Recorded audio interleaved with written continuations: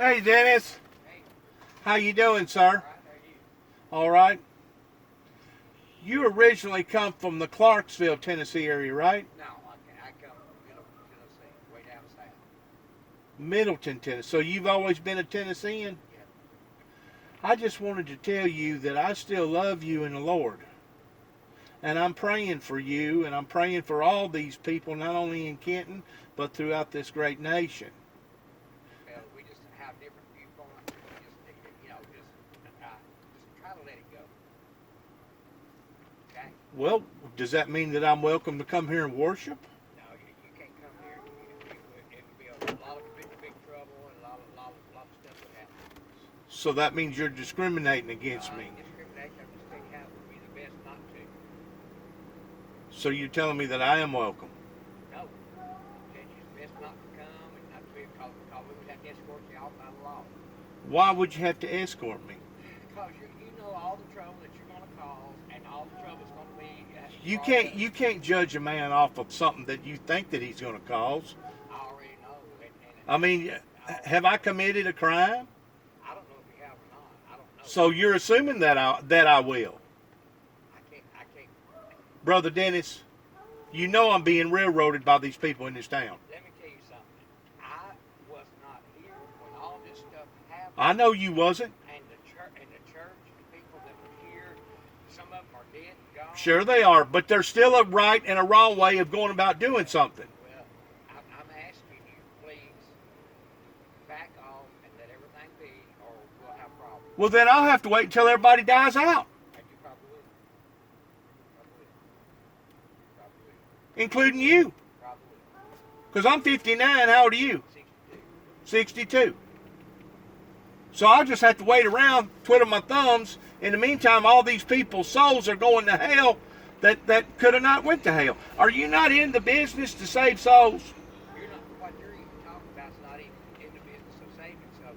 You're causing trouble with this church and the people in this community, all around this community. Everybody knows what all this trouble stirring up. Going all the way back to 1983, whenever I first come up here to get help from Damian Cross and Don Curry. I don't even know them. And all that turned against me back then because my mother was raised up here and her brother got in trouble in this town, and because he got in trouble in this town, they held it against the whole family. I don't know. See, I think you only know part of the story, Mr. Dennis. The problem I'm trying to tell you is that it will cause problems here at this church and in the community churches and all. The best thing that you would do, you say you are a Christian. Yes, sir. You say you are really a Christian. A born-again believing Christian in Christ. It tells you to forgive people and go back to business. It tells me to forgive not 7 times, but 70 times 7. You- But Brother Dennis, listen to me. They've never asked me for any forgiveness around here. ask you for forgiveness. Huh? People have done me wrong and never have asked me for forgiveness either, and I forgive them anyway. Well, you forgive them towards what that they've actually done, but at the same time, you don't forget. I forgive them, forget it, go on and put it behind me because Paul said in the scripture to put those things in the past behind you and go forward. That's right. Well, that's what you're supposed to be doing. You're supposed to be leaving all this stuff behind and go forward. Brother Dennis, I'm trying to gather up, by the way, the conversation is being recorded right now. I'm trying to gather up information. I'm going to call the law, okay? What are you calling the law for? Hey, look here. Brother Dennis, call him.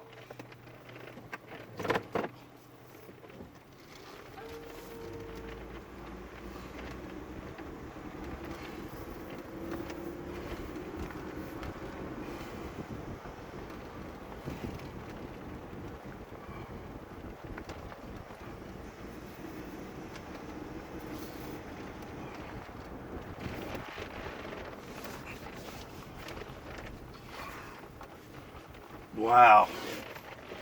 See what I've been running up against in the little town of Kenton, Tennessee? This is where I went to visit one of my distant cousins that used to be a Neil, that they wound up running me plumb out of this church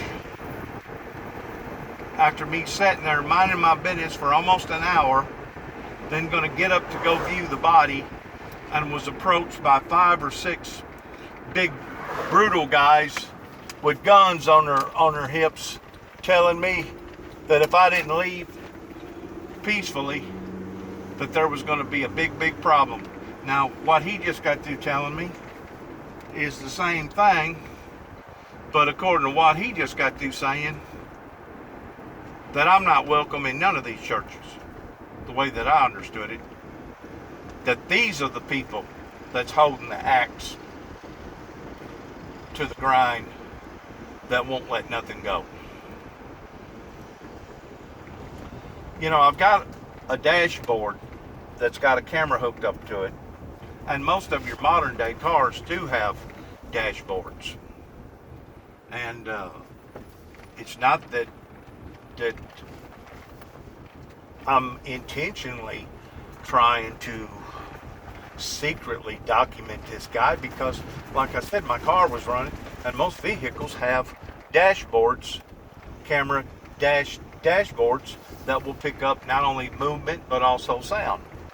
But it's really sad whenever I pull up there to try to make a recompense with something that went on whenever I first come back here in 2014, and this is now 2020, soon to be 2021, give or take about 5 or 6 years later, and still cannot get no type of confirmation as far as closure, other than someone like him telling me that I'm not welcome and it's best for me to go on.